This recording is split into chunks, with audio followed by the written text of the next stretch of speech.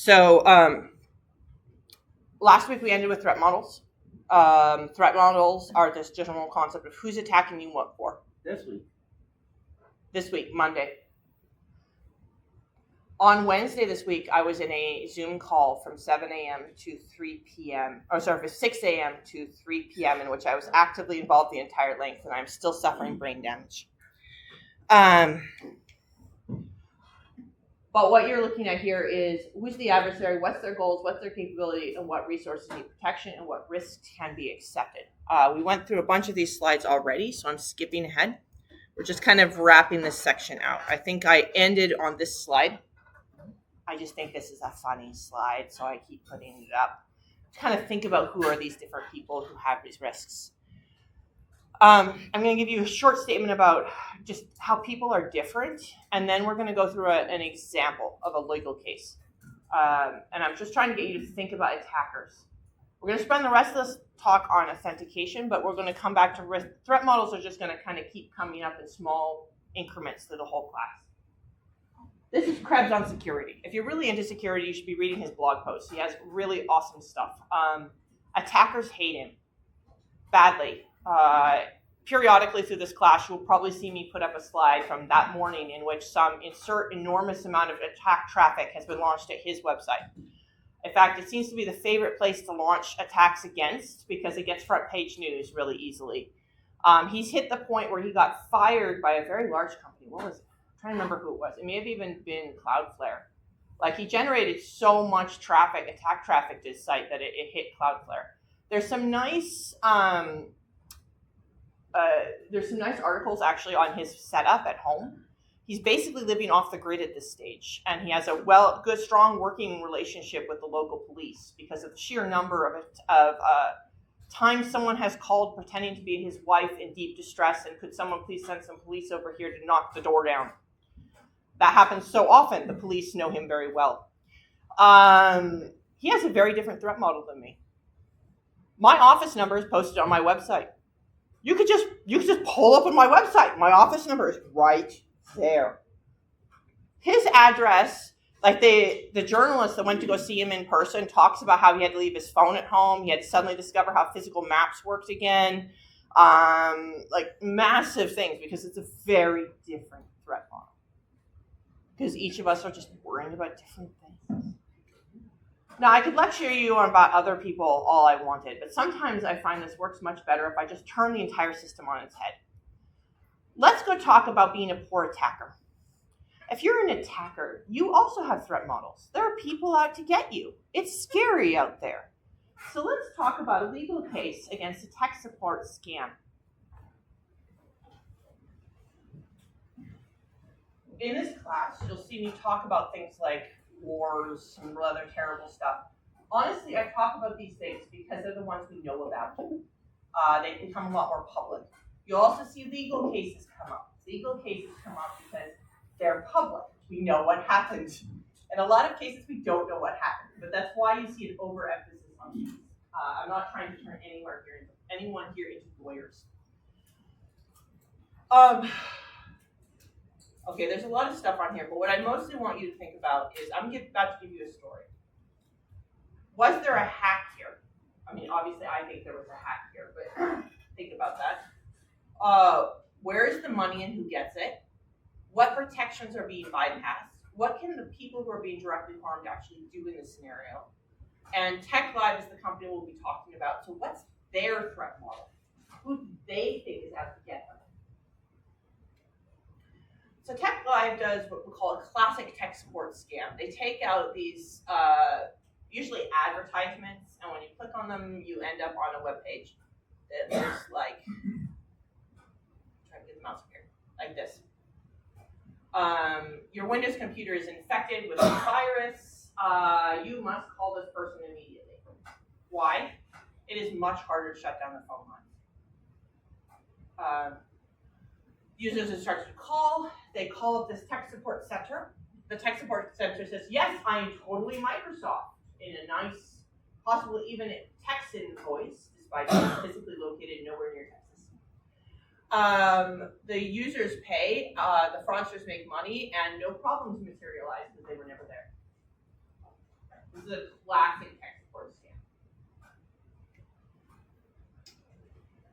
The problem is that, let's say you do this in the middle of the day, and by the afternoon you're like, that was odd.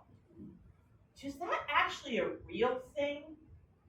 And then you try to Google around, you realize you've been scammed, and you file a credit card chargeback. Safety to everyone in the room. If you ever are on the phone and you decide to do something a bit iffy, please don't. But if you do, use a credit card. They have chargebacks. Interact, I don't think, has chargebacks, and debit cards are not so great for this. But if it's charged via credit card, we can do a chargeback. Bitcoin, even worse. So what happens is a bunch of people cause chargebacks. Credit card processors are not idiots. If they see a huge number of chargebacks coming against a particular company, they're not the police, so they just up their fees. I mean, if I'm going to have to deal with this, I should have more money out of it, right? So the banks or the credit card processors just start racking the fees up, and this is not so good. If it gets high enough, they might actually do something about it.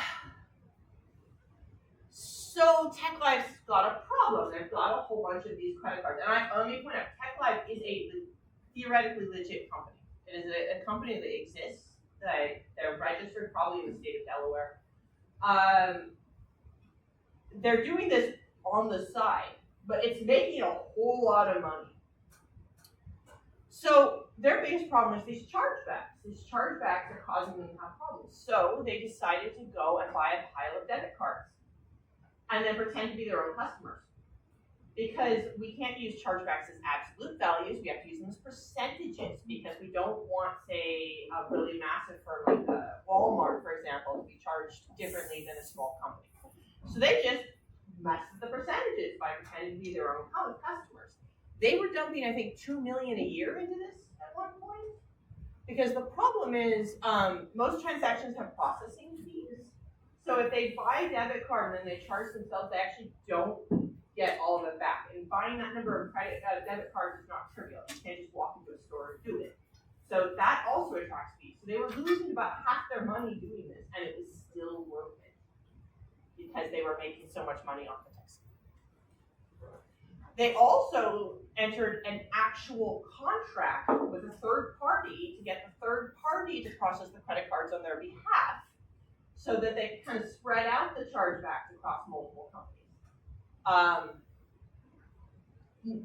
This is interesting because in the Federal Trade Commission in the United States, in the official complaints, they point out that this third party had an actual contract with TechLife, and that they were fully aware of why these credit card changes were happening, which means that when TechLife went down, Nextway also went down, as did a whole pile of other companies, actually. They were pulled as part of this. So how were they actually caught? Because, as I mentioned, the bank wasn't reporting it. They were just charging more fees, because why wouldn't I just get more fees? Microsoft started getting a lot of complaints, because who are they pretending to be? Microsoft. They picked up the phone and said, "Hi, I'm Microsoft." So later when someone has a bit of a think, they send a complaint into Microsoft. How come your tech people are doing this horrible thing? They get enough complaints, and they issue what's called a Postal Inspection Service investigation against this company. Why postal? Because historically, we used to have fraud happen over the mail before the internet happened, and once a department in any federal government gets hold of something, they don't get let go. They're cold dead. This resulted in a lawsuit. Nextway was prosecuted for enabling a export scam. Key in the decision is that Nextway knew that the scamming people. This is an important point because this is a legal point, at least in the United States. If you are enabling fraud and you know it and you're enabling it, you are still liable even if you're not going to do it. All right, take a step back here. Why are we listening to this story of law? Where were the protections? What failed? Well, let's just start with the consumer. The consumers are losing money. What do they do about this? First of all, would be like you're saying, use credit card, you can charge back right away. More education for the consumers, especially because we're looking at cases where it tends to be more elderly people that'll freak out. Oh no, my computer has a virus, so you'll take away some. One will call, and like you said, with the accent thing, they're actually starting to use some tools to try and cover up accents to make it sound like you're from your local region, which would make somebody a lot less suspicious. Theoretically, especially elders would think, okay, this is somebody probably nearby. This is we can do a bit of consumer education, but let's be blunt, there's a lot of consumers out there. A credit card statement is a much better way. You can actually do chargebacks against that. But the consumers actually have very little ability to protect themselves, obviously. There's not much you can do other than be aware. And I'll talk about maybe when we talk later about scams. These things sometimes just hit you at the wrong time. When you're busy, when your kid's crying. What protections are being bypassed? So what should have protected the consumer? Because this again, we're thinking about this as a poor attacker. This attacker just wanted who's out to get these poor attackers in this scenario? Well, the credit cards are out to get them, right? The credit cards aren't even on the law enforcement side. They're just trying to extract as much money out of the side here as possible. So if you look at all the defensive tactics this group did, at no point did they actually try to hide their phone numbers. They wrote an actual contract with Nextway. Their contract is quoted in the legal case. This isn't this sneaky side channel thing over like the dark net. Their biggest threat is the credit card provider. And you look at all their protection mechanisms are lined up against the credit card providers. They didn't once actually think that Microsoft was going to take them out from the side by lodging a federal complaint. Because that's just not in their threat model. Their threat model is entirely how do we get the money in, and the fact that we are actually a tech support. They are actually a tech support organization. We do actual tech support. This is just an extra thing they're kind of doing that happens to make a whole lot of money. All right, I'm going to drop threat models now. Is there any other questions about threat models? My point is to start thinking about kind of where some of this is coming from. There's a couple of other slides on philosophical approach to security, but I will cover those later. I'll just, as I said, I'm sprinkling these things through. All right, we're doing a whole side shift. We are now on authentication. Just in case anyone has forgotten this definition, it's the one at the bottom down here.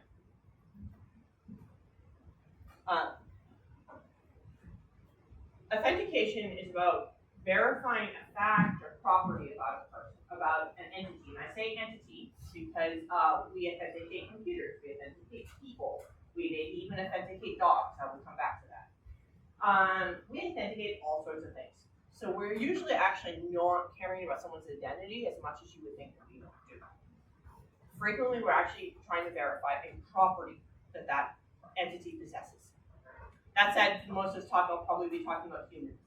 So I will fall back on people a lot. Authentication should happen every single time an action is taken. On Monday, I showed you an example of an API that was not authenticating on every single API request. And this is how a journalist hacked something by just using a web page. Because there was no authentication on every single access. Now you think about that computer in front of you. During my sentence, your computer has probably accessed about 20 or 30 files, and you were not authenticated on every single access via a password. And we will come back to that, but usually when we're talking about authentication, it's this combination of authenticating the person and the device.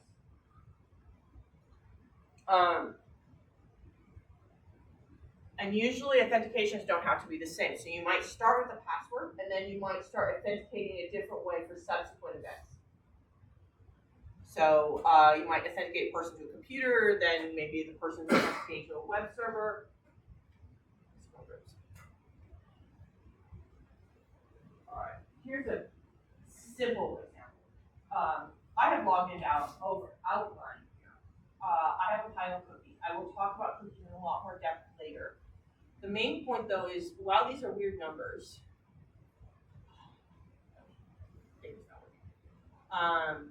that's a completely random string, isn't it? It suspiciously looks like what's called a GID, a globally unique identification code. What has happened is I logged into the university The university said, yeah, this person's logged in. An outline went stuffed a GID and my cookies. And now every single time I load the page, my computer on my behalf is sending that GID. And so authentication is happening with every single page load. It's just that the authentication shape has changed. So the initial one was a password, probably also duo, and then followed by the computer authenticating basically on my behalf. But often you see security breakdown when we're not seeing authentication happening on every single access. Or an assumption is wrong. So the assumption here is that the person sitting at the keyboard hasn't changed. So if I had logged in at a public kiosk and then wandered off, and another person had wandered over and started accessing the system, now one of our key assumptions has changed. And now the system is behaving as designed, but now the wrong person may be kind of using that thing was intended just. All right, when you think about authentication, you're probably thinking password logins. This happens a lot. You're frequently typing these things in. I'll come back to them a whole lot later in the lecture sequence. But think about what this is actually doing. I did this screenshot where most of it is this create an account, and I did that on purpose. Usually what we are authenticating is not your identity. And what the heck is a password? A password is not an authentication. What we're usually authenticating is that you're the person who filled out this form the first time is the same person who's now trying to log in. Basically, you're saying, okay, let's do a sign up. Give me a password. Now, instead of signing up all these details again on the second round, you can just tell me that you're the same person by giving me the account.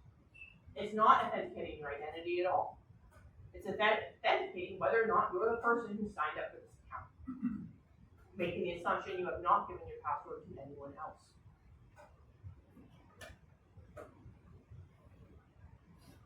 There are a lot of different ways to do authentication. There's some nice stuff you might be on keys, for example. Notice I have two suspiciously universally looking keys. One of them is what we call submaster. That means it'll open more than one door. If you have a submaster and you're willing to do a lot of key filing, you can actually get the master key to an entire building. Please do not use what I teach you wrongly. But the point is, there's a lot of ways you can authenticate with your fingers. You can authenticate with phones. Keys are authentication. There's lots of different forms of authentication.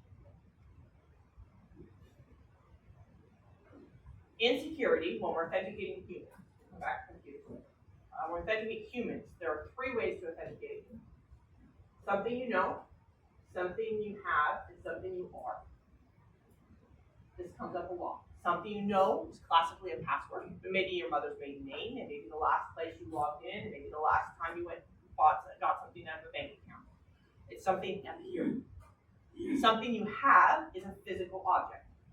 So that might be a physical key, that might be a key fob, it might be a UV key. It might be literally the computer sitting in front of you, but it is usually something you have.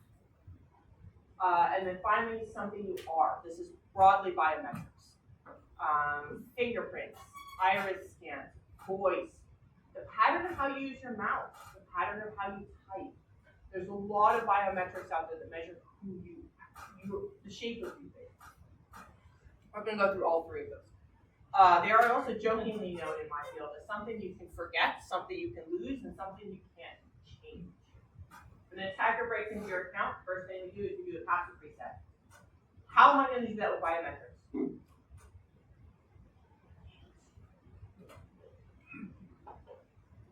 All right, we're going to go through all three of these. I'm going to spend the least time on something you know because I expect most of you have figured this out already.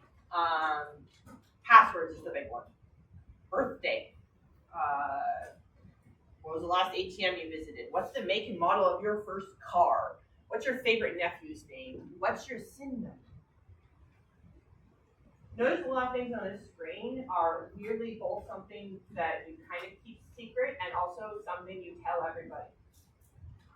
I mean, on my massive phone video call, we all clapped for somebody's birthday. It was over 70 people on the call. Birthdays are public, but also weirdly private information. Something you know is very tricky from that perspective, security. I'm not going to spend much time on it. Something you have. So keys are probably the most common thing you have.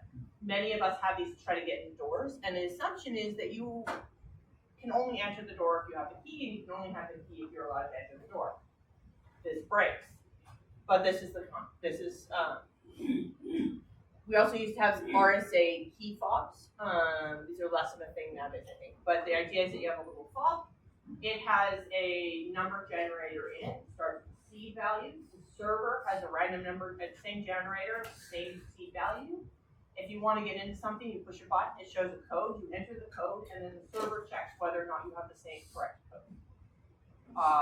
You've also probably seen these in terms of Google Authenticator, Microsoft Authenticator. There's several Authenticator apps you can do that are similar to this, though they don't have the same hardware physicality to it. You're also probably familiar with these chips that are in a bunch of our credit cards. Same story. That chip is doing a small computation, the server is doing a small computation, if both computations match, then you must have the card.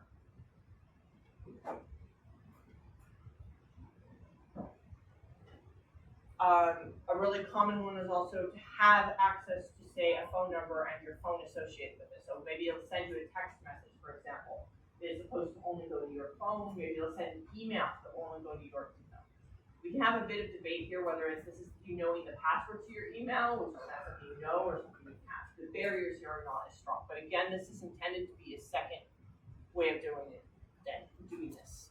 You might also see things like, we have deposited a certain amount of cents in your account. Can you please go check that and tell us how much? Again, you're demonstrating you have access to a place.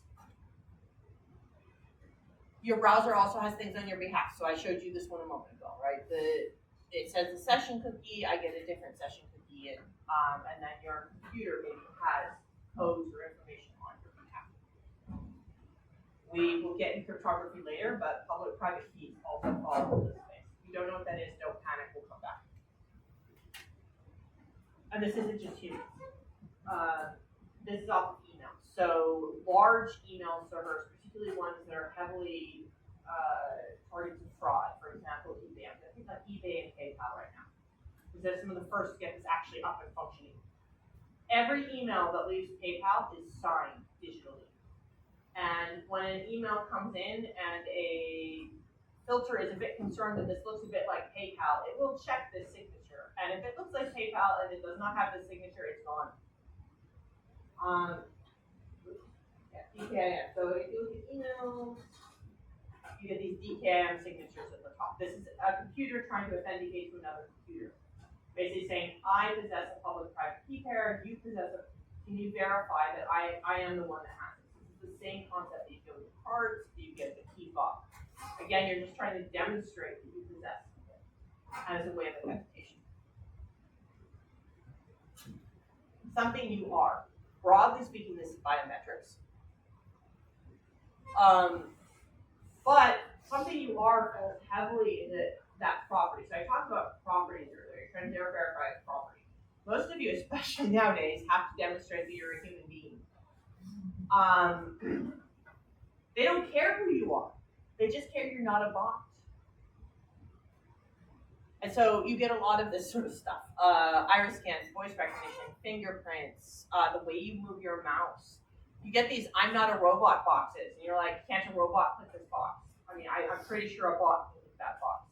What's actually happening is they're measuring things like mouse movements and different aspects of the screen layout, because many bots are headless, which means that they're operating without a real browser. So they're testing various aspects of the browser, and they're testing your mouse motion on the way over to determine if you're human. And if you fail those tests, you win, please identify all the traffic lights. Fingerprint readers. I'm going to pick on fingerprint readers here for a moment. There are a lot of things to make your fingerprints vanish. Being on a very long transatlantic flight is a good example. If you get dehydrated, your fingerprints go away. If you work in a trade where you're using your hands a whole lot, your fingerprints can literally rub off. One of the big reasons you don't see biometrics used more is because finding a biometric that works consistently for all humans is actually shockingly hard. There are other problems is they can't be changed, and you leave them everywhere. I touch things. My finger, like if someone wanted to steal the shape of my fingerprints, it is actually not very hard. The same goes with DNA. There's a lot of things about biometrics that are really hard to conceal, and that makes them challenging sometimes in authentication.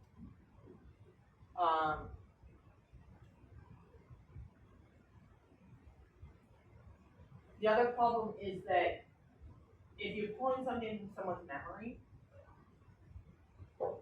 it's possible they have actually forgotten. I don't know about you, but I'm starting to be on probably leaning into a generation that only knows how to spell by typing.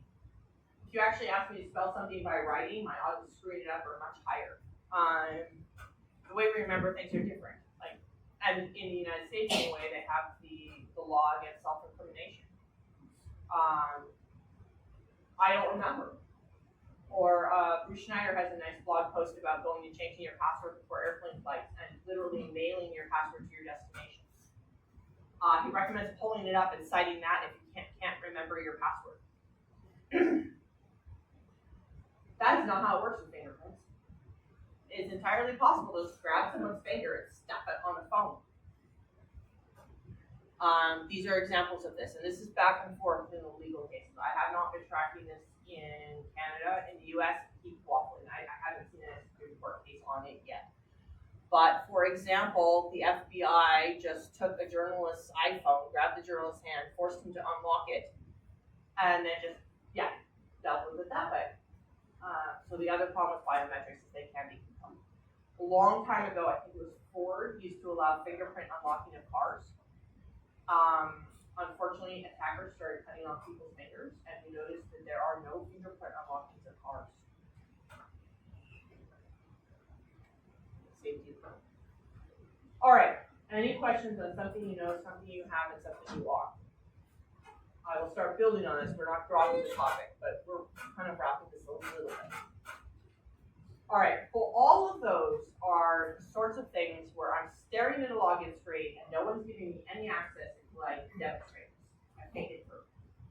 But once someone does get through, now we have this secondary problem. What if the human has wandered off and a different human has wandered over and has started using the system? Sometimes we really don't care. And sometimes we care a lot. And if we care a lot, we tend to use things called continuing authentication. So continuing authentication frequently is using something closer to biometrics. Mouse movements, keyboard patterns, normal transactions, kind of these traces we leave behind. These have a lower quality level. Your odds of having a false positive on one of these are quite high. And so this is used usually as continuing authentication. We start with something really strong. We know we have the right person there, and we're mostly looking for a radical difference when we're looking continuous. So this is, it is shockingly hard actually to duplicate someone else's typing. This is maybe different with AI now, but in terms of just another human wandering up, it's actually really hard to do. Big problems with this is all you have to do is accidentally slam your hand in a car door that morning, and suddenly you can't access anything. So biometrics get back and forth. Your other big issue is privacy. Users can pick their own password. They can pick something that's not private. You can hand them the device, so you can maybe give them a set of keys. But when we're dealing with biometrics, you can inadvertently learn a lot of medical information about somebody that you never wanted to know. And this can make people very jumpy. So when you do take things like biometrics in, you need to be careful of that. All right. I'm guessing continuous authentication makes sense, so we are now going to talk about multi-factor. This is a buzzword you have probably heard. How many people have at least heard this word? Why are you so shy? Like, raise your hands. Okay, this is not. I'm not asking a privacy concept here. How many people actually know what it means out of that? Okay, most of the people. Actually, I lost about half my hands. Okay. This is a buzzword. If you ever actually see things like we are using multi-factor authentication, like spread across all these sorts of things. I talked about earlier people dumping passwords in and plain text in the service. If you're not using multi-factor authentication in this day and age, you're not as bad as the plain text passwords, but you're still not doing wrong. So what is multi-factor authentication. Sort of. There's a reason I just spent a whole bunch of time on 3 things that you feel like you could have identified before I spent a whole bunch of time on them. Multi-factor authentication combines 2 of those things. So it has to be something new, 2 of those. 2 passwords is not multi-factor authentication. 2 keys is not multi-factor authentication. A key and an RSA key fob is not multi-factor authentication. Multi-factor authentication is 2 of the something you are statements. Or something you are, something you know, something you have. It has to be 2 different ones. So this is having a credit card and knowing the PIN. Knowing a passcode and being the person with the correct fingerprints. 2 factors. This is just a whole bunch of chip and PIN is a bit stronger. Chip and signature was used. It may still be used a bunch in the U.S., but it's phased out everywhere else. But again, it's again a second factor. Like it's more of a biometric, your ability to draw your own thing, and you can do 3 factors too. Security guard that checks your ID against what you look like and then requires a code. A secure fingerprint fob that gives you a code after it reads your fingerprint, and then you use the code and a password to log in. The biometric is being given to the fob is producing the code. You have to have had the fob, so something you are, something you have, something you know. 3 factors. Okay, I'm having one of those moments where I know I should have a slide, and it seems to have gone missing. So I'm going to go and jump quickly to where I think the slide is hiding. I fixed these slides yesterday and then somehow they unfixed and it's been driving me nuts. Okay. We're going to go here and then we'll jump back. Okay, we're going to pause here. We're about 40 minutes in class. Why? Why can't I just use 2 passwords?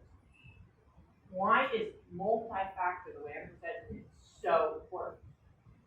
What is it protecting against?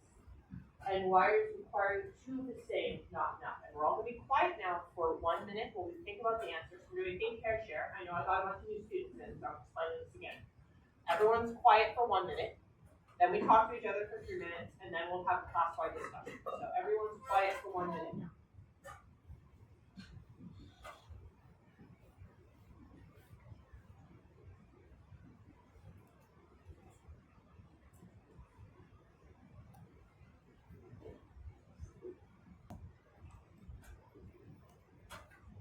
Sorry, I'm going to jump back in the slide deck to where we were, and then I'm going to have to jump back forward again.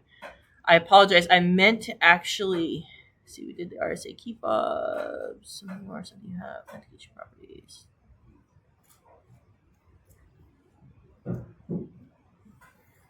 We did this one.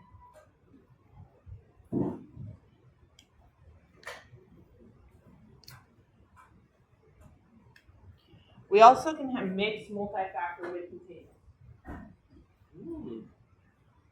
This mix is actually used a lot. So you'll notice sometimes that you just access a web page and you're just in magic. And sometimes you access the web page and it wants 20 different authentication factors, and it was the exact same web page. You probably noticed this happening at the university a bit. Sometimes you try to log in and Duo like flashes across the screen and then it just lets you in. And sometimes it's like, please send you this code, and can you push this button, and could you re-enter your password? And what's happening is you just failed continuing authentication. So if it sees that you've logged in, maybe your IP address has not changed, you're in a place that it expects you to be, you've recently been using this, you look like you, it will just say, no problem, that password was enough. Please enter. If it sees something a bit odd, it starts adding authentication methods. This is done because multi-factor authentication, while awesome for security, is really annoying for end users. And so instead of continuously getting users to do this, we are starting to reduce how often it happens. We also do this because, unfortunately, users are habit-driven. So if they get used to just hitting this button all the time on their interface, They stop thinking about it. They think about rare events. They don't think about frequent events. So by making that multi-factor authentication more rare, the odds that your user will actually notice that this is odd and maybe not hit the button are really good. We had a whole spate of attacks for a little while in which someone was just continuously triggering a multi-factor authentication to the point where we found that some users would just hit yes just to make all the notifications stop. This has caused a massive change now in things. But you can mix these two things. You'll also notice the same thing if you're shopping. Often you can just tap, tap, tap the card. Periodically it's like, nope, I need a PIN. And you're like, why? One of two things. Either you've just been tapping for so long they want to double check now, or you've just failed to continue the authentication. You've lost a great shop. All of those things I've just talked about, I've been talking about from the perspective of I am a user and I am talking directly to the server I plan to be talking to. Right? Me, them. We also have what we call federated identity. Federated identity is this concept that maybe I have a third party that's doing the authentication on my behalf, and that third party may actually be a large provider. So you've probably gone onto many websites in which it's like, would you like to log in? You can create an account, you can log in with Google, you can log in with Facebook, you can log in with all these different groups. Those groups are all federated identity providers. Facebook has basically farmed out its authentication. It's saying, hey, if you log in with Facebook, then you can do your login on Facebook, and then we will go and just give this website a code. So does this differ greatly in stuff like SSO with Microsoft Authentication for organizations, where you go to a site and they're like, okay, as soon as they recognize it as Microsoft email, it will, or will give you the option to do single sign-on. Single sign-on is federated identity, generally speaking. What's basically happening is that you, as a local company, have designated a set of external companies, which could be one. This university only uses Duo, for example, but a set of external companies that they trust. And if that external company says you are a certain person, they trust that you are that person. Come back to what I talked about earlier about how you fill in a sign-up form, and then when you fill in the sign-up form, you put in a password. And then the company doesn't actually care who you are, it just cares that you're the same person that has that original password. The same concept is happening here. Okay, Waterloo cares who you are, but let's pick another random web page. And what they're just saying is, okay, you're going to log in for the first time with us through Facebook. Facebook is going to give us a code and a very small number of details about you. Usually your name, your profile picture, I forget what they're doing this month. That information is sent to the website you're trying to actually interact with. The website you're trying to interact with doesn't try to authenticate, you just trust Facebook to have done it. And again, that website only cares that you're the same person you were the last time you logged in. So if you log in as a Facebook every single time, that website will always see you as the same person. If you log in suddenly with Google when you used to log in with Facebook, poof, new person. And the concept of federated identity. This goes back and forth in many directions. The reason a lot of groups do this is just authentication is hard to do right. You have to work on this continuous thing. You've got to do all this different stuff. And so this way you can farm it out to someone who's good at it. If I'm a small bakery, for example, maybe I want to have user accounts, but I don't have a security. Bluntly speaking, if someone breaks in, no one cares that you bought muffins. So it's better if that password of that sensitive information is all living over on Facebook's server, and then I'm only dealing with my local server. This is the advantage of federated data. Or if you're the University of Waterloo and you really want to make sure that it's the right people logging in, you farm this out to Duo. And one of the things Duo is doing is it's adding all of these additional checks that we just do not have the budget to bother to learn how to do. All right. Federated identity is becoming a much bigger thing. I have not been following what's going on in Europe very closely, but they're on the edge of issuing ID cards across all of Europe that is based on this model. That allows you to use your ID card for many different purposes, where it authenticates against a federated identity, and then that identity only provides back whatever the relevant fact is. This person's above 18. This person's licensed to drive. This person, whatever it is, instead of providing actual identity. The nice feature of federated identity from a privacy perspective is if you trust your third-party identifier to have done it, maybe you had to give a ton of information to that third party, but that third party can decide when information is being given to the group that you're authenticating on.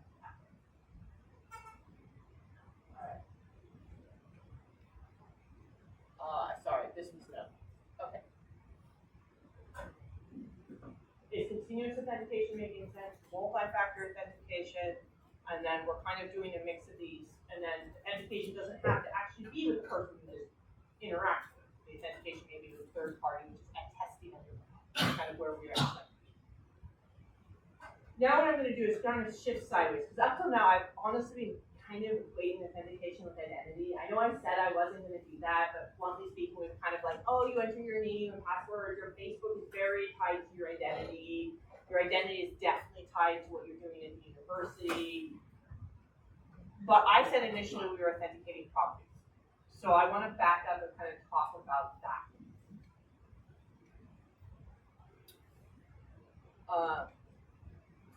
I mentioned dogs. So if you want to have a lot of damage happen to your house, let a squirrel in. A random squirrel running into your house, I know we don't think about this as a security feature, but man, it's good at breaking stuff. Same thing goes for bats, birds, any small rodents. They're very good at causing damage. And yet many people have these dog doors, which can also be described as holes in their house. And so you see this behavior where dog doors are increasingly being fitted with RFID tags. The idea is you put an RFID tag on your dog. When the RFID tag gets close enough, it triggers the dog door to open, and then the dog can go through and we can protect ourselves against these dangerous creatures. Maybe Canadian geese should be added in here. We are usually verifying properties, possession of something. Most of these are, again, just verifying you're the same person as last time. None of these are like soul scanners. If you have an identical twin, even your face might not be fully unique. All you need is a really bad day, and you may not even look like you do tomorrow. They're all just trying to verify that you're the same person. I already made this point. I briefly mentioned it when I talked about federated identity, but I'm going to come back to this. A lot of times when you're authenticating sometimes with a third party, that third party is bringing a fact back to the person, the entity you're interacting with, and that entity may not care who you are at all. Let's take a really basic example. This is a grocery store in the United Kingdom. It doesn't really matter. It's a grocery store. You go to the grocery store, you pick up your items, and it says, please pay for this. And instead of giving them cash, you give it a card. Now, your card has a lot of information about you on it, but that actually is not what the grocery store most cares about, right? They want to know, do you have money? So that local terminal uses a bunch of crypto, we'll talk about later, to go and send a request to the bank. And basically says, does this person have money to pay for this? Yes or no? The bank comes back, says, yes, the money is available, and I've kind of moved it out, and I'm going to transfer it over, and I promise to do this. So I move back to the bank. I have authenticated, right? I authenticated the card, I provided something I know, something I have, but I'm not proving identity. I'm proving a property. I possess enough money to pay for these groceries. We talked about this one a moment ago, too. Are you a robot? Captchas, I don't care who you are either. They just want to know, are you a robot? Or better yet, are you a human? And it's pulling a whole lot of information to do that. Like, I found this screenshot a while ago. It's about the reference number, the IP address, the user agent, the timestamp, pulling a ton of information. But it actually doesn't care about any of that. It just wants to know, are you a robot? Again, it's trying to prove a problem. Talking about continuing authentication. Again, this is trying to just prove the property are these they want. So you log in a website, the website sends a cookie. Every time you visit a new page, the computer sends the cookie. When you log out, the cookie is destroyed. So the idea here is, again, are you the same person? Maybe that initial login I cared about your identity. Now I just care that you're an authorized user. Do you have credits for ChatGPT still? That's really what it wants to know. I'll briefly mention this one as well. So you log into a website with a password. The password says a cookie.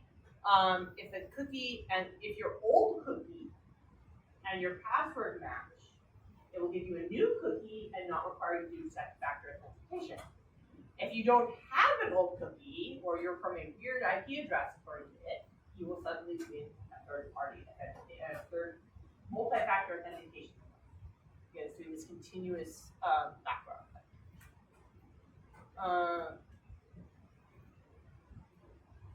Okay, but part of this mini part of the lecture is really think about what you're authenticating.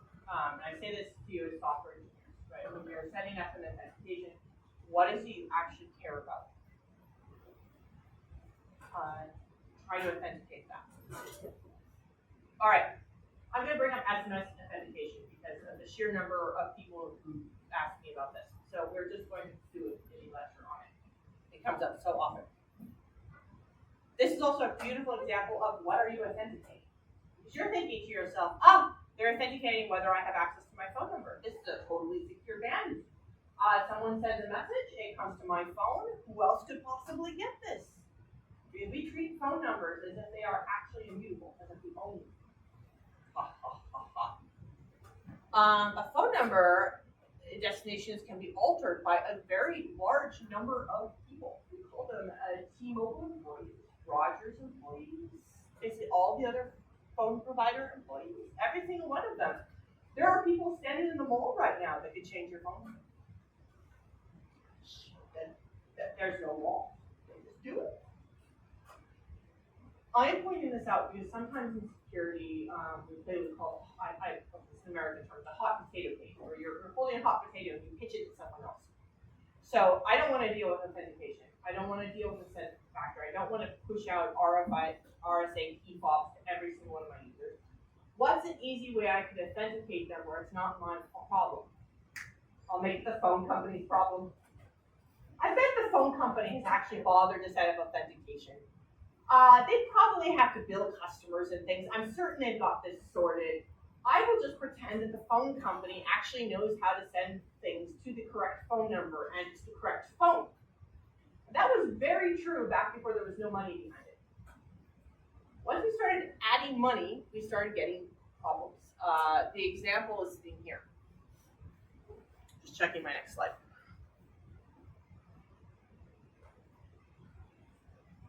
Basically,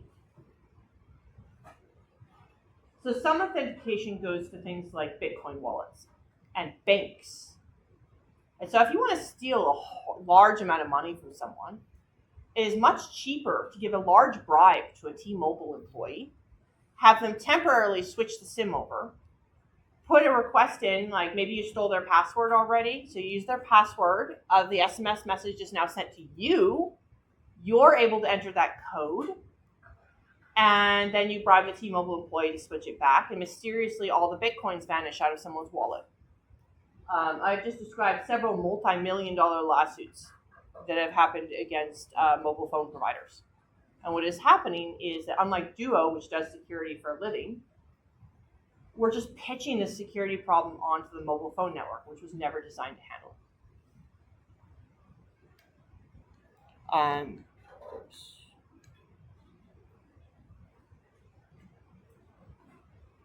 There is a massive difference between someone sending you a text message with a bunch of numbers and Google Authenticator, which is sitting on your phone.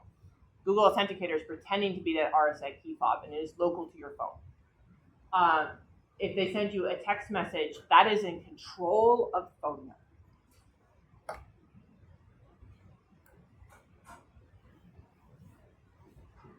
That means that SMS authentication is a weaker form of something you have. It is something you have, but it is nowhere near as strong as a physical key, and it is nowhere strong as some of these other factors, because it can also be something that is remotely stealable.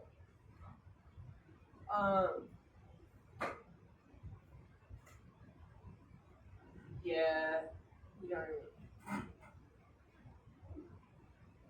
The higher level lesson here is the attacker will target wherever the weakest point is. Our microphone been off. Okay, I have a booming farm girl voice, and sometimes it overrides the microphone. Yeah, so this is the news case I was just referring to. Multi-million, very large, 240 million lawsuit against, I think, T-Mobile, AT&T, because this person had a special flag set on their account that this SIM is not to be moved. So a random mall employee should know better than to move it, but a bribed employee will happily move it anyway. And yeah, they have this problem. This exact same problem comes up, and I just love this case, so you just keep getting it. This is when the Trump administration included a journalist in a chat about a bombing that was ongoing. This is the same thing. So in the SMS case, what's happening is we're pitching the authentication problem over to the phone companies. Phone companies are going to sort it out. They're going to do it correctly, I hope. In this case, Signal, which is a very good piece of software, assumes that your address book is accurate. It just assumes that you would never write the wrong person's name against the wrong phone number. Why would you ever do that? Well, Apple will happily try to insert phone numbers into your address book to be helpful.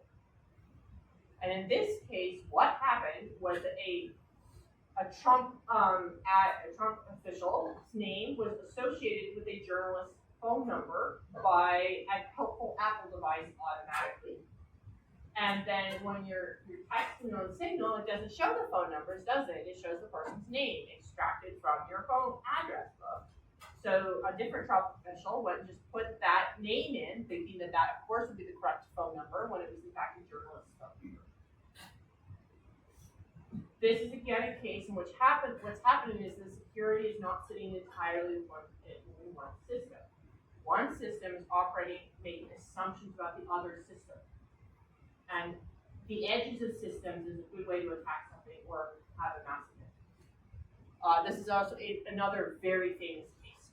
This is a Wired journalist over on the right. He had his entire MacBook wiped remotely.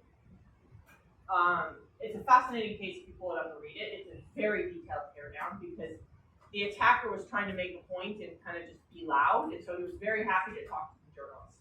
So the journalist knows in great detail what happened in this case, and the attacker was actually not trying to wipe his MacBook. And the attacker was attempting to get his Twitter account. It's just that wiping the MacBook was a necessary step in accomplishing this. The whole thing comes down to the singular statement he makes. Apple tech support gave the hacker access to his iCloud account. Amazon tech support gave the ability to see a piece of information, a partial credit card number that Apple used to release information. So what he's basically saying is the attacker went onto Amazon and was able to see a partial credit card via partial login. There's a long sequence of attacks that landed in this case. But basically, Amazon didn't do that information very private. Like you see the last 4 digits of the credit card. When the attacker phoned Apple asked, what's the last 4 digits of the credit card? The attacker then happily read it off of Amazon and got access to iCloud. Okay. This is again a situation in which you have two systems. One is assuming something's public data, the other one is assuming something's private data and is using it to base authentication decisions on. The attacker is able to succeed because of a disagreement between the systems. Assumptions are being made without being validated.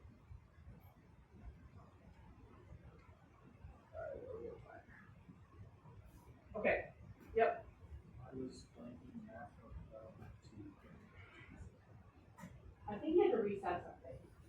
So it's been a while since I've read this, but he had to go in and reset a component of this. It's possible he needed to link the MacBook to prevent a notification from showing up on the MacBook. But it was sad because, as the journalist put it, all of his kids' photos were on the MacBook. And it didn't just blank the MacBook, it blanked all of iCloud. Which is a whole lot. And he commented he even got an apology from the attacker from this point, because that wasn't actually what he was trying to do. Alright. We are now diving into our favorite method of authentication called passwords. There's no way I'm getting to this all in the next 10 minutes. I will make a go of it, but that means that some of these slides will again migrate over to tomorrow, and I'll try to make, Friday, because Monday is a holiday, and do not show up to class Monday because it is a holiday. I will migrate the rest of these over onto the Friday deck. So the two decks will have a bit of an overlap because of that. Okay, passwords, something you know. You see these things forever. Like they're everywhere. The last slide in this deck actually tries to talk about why we can't seem to get rid of passwords, but let's just talk about it to begin with. Are these good passwords? Well, it's a mix, actually. I purposely made them a mix. This one's actually probably pretty good. Jar Pickle Homeroom 5058 is actually a pretty good password. The other ones, maybe not so much. Does anyone know what the last one is? Yeah, it's my office number. It's a good password against a remote attacker. It's a terrible password against a local attacker. But what makes a password good? You're kind of thinking to yourself, oh, long, random. The correct answer is it's hard to guess. If I have picked the last three names, the names of my last three cats, this is actually high entropy, but potentially not. And so let's start with the way we normally measure. So passwords are often measured in terms of, I don't want to be in a room with a bunch of ECB. We call this entropy. What it actually is closer to a measurement of dictionary size. It's not Shannon entropy. So the idea is you start with basically two facts. What's the set of characters being used in this password? So uppercase, lowercase, symbols, digits. If we just sum up the number of possible characters in this, and then how many characters belong in it. And we just use those two facts to compute entropy. Entropy here is log 2 the number of possible password combinations. The number of possible password combinations is the size of the pool of unique symbols to the password length. So for example, if I have a 1-character password, we're looking at 26 to the power of 1, 26 characters, you can guess it pretty fast. 8-character passwords is 26 to the power of 8. 8-character password made of ASCII letters and 10 digits. We're now up to 36 to the power of 8. And so you can see really quickly with numbers why longer passwords are better, why we would want to add more different types of symbols to that. This is how passwords are classically measured. The problem is you can get awesome passwords that are really popular. That example I showed you earlier, like password with the $sign, I'm certain that's tried by all attackers at this stage. People do not pick passwords randomly. So the entropy measure assumes that we're kind of getting even distribution across that set, and if we have an even distribution, then someone's guessing is going to take them forever to find a password. Don't guess randomly. Guess by starting by 1, 2, 3, 4, 5, 6, 7, 8. You'll probably get the password. Humans do not pick things sequentially. So this is the RockU data set. RockU is a company, I don't think it exists anymore, it didn't use it. Notably, it had very few password pools. It got hacked into, and someone dumped the entire password data set out on the internet. It is now a classic data set to just play with. You can see along the bottom a whole bunch of really common passwords, from number sequences, just the word password, I love you, princess, a whole bunch of random stuff. Stuff you wouldn't expect, like Daniel is shockingly very common, Nicole is very common. Coming off of my own research field, we find that when people generate their own passwords, they tend to do a lot of self-affirmation. So you a password is this private thing between you and the computer. And you have to type the stupid thing all the time. So sometimes you want to type things like, I love you, because it makes you feel better. Or maybe you want to type your girlfriend's name, because that makes you feel better. And so people will actually pick a lot of things that allow this. You also, shockingly, monkey is a shockingly common password. We suspect it has to do with this combination of trying to pick something weird but memorable. And yet, I'm sorry to tell you, a lot of your brains work similarly more than you think. You try to pick something weird but memorable, and you all end up with a meme, for example. It used to be, my name is Enrico Montoya, you killed my father, prepare to die. we ran a study and almost half the participants picked this off when we asked them to write a sentence, for example. You have to be old enough, I'm sorry, I don't know the nuance. The point though is that we don't pick passwords randomly. And so that entropy I showed you a moment ago doesn't really work because it isn't taking this into account. But you'll still see password strength meters, for example, almost all base it on this because it's easy to do. The other way to think about this is dictionaries. So Rocky lost all their passwords. A lot of other companies have lost all their passwords. We have now run massive computations on what the most popular passwords are. So it is entirely possible when a user enters a new password to actually ask, is this among the top 2,000 most popular passwords, yes or no? And if it's yes, block the user from doing this. For a long time, I think they've turned it off now, but Twitter client side actually had a list of banned passwords. So when you entered the password into the it would client side identify that it was a terrible one and not let you use that. So you could actually pull this in most common passwords. This means that when we measure password strength, we usually won't use one of two methods. Entropy, guessability. Guessability is often dictionaries. Entropy is often math. The math is much easier to compute than the dictionary, but both methods are used.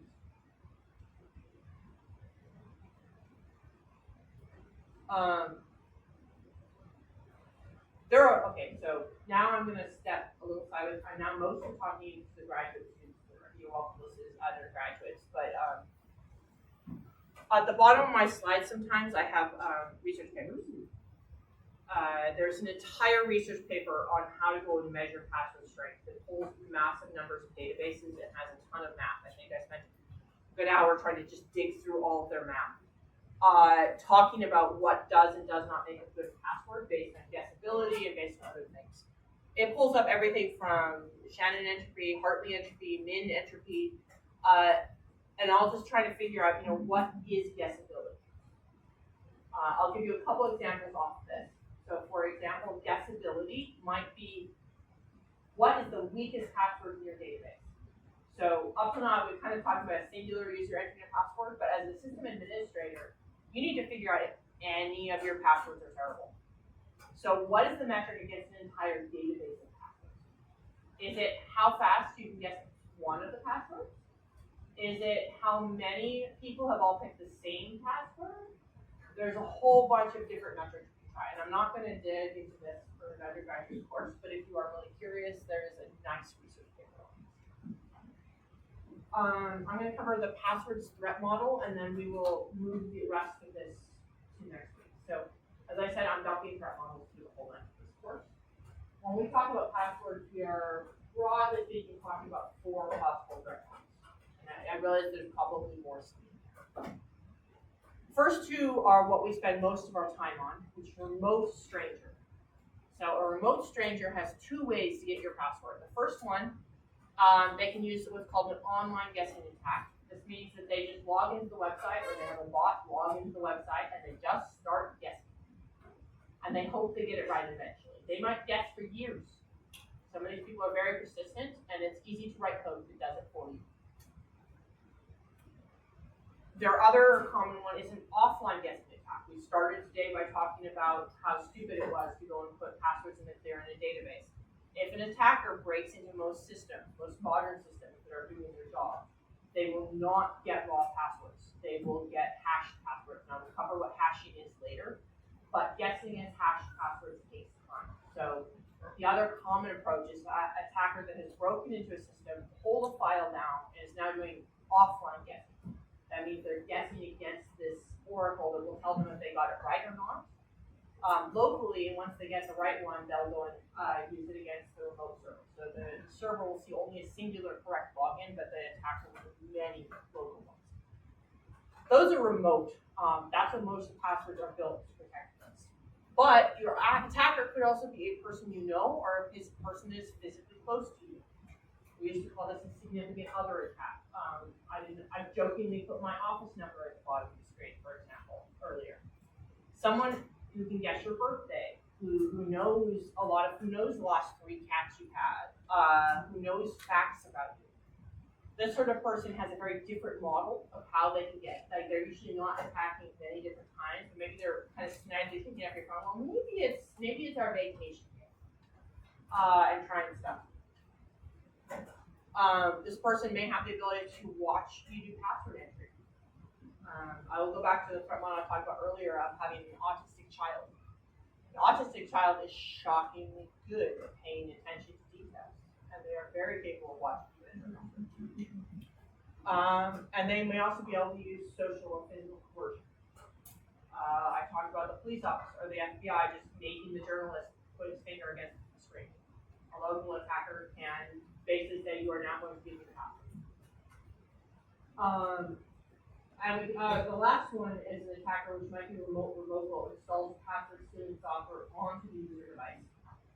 So maybe we steal the password before it even goes to the server. I have this little not very good graphic down here to try to point this out. The attacker could be physically standing here, the attacker could be in your device, or the attacker could be in the server.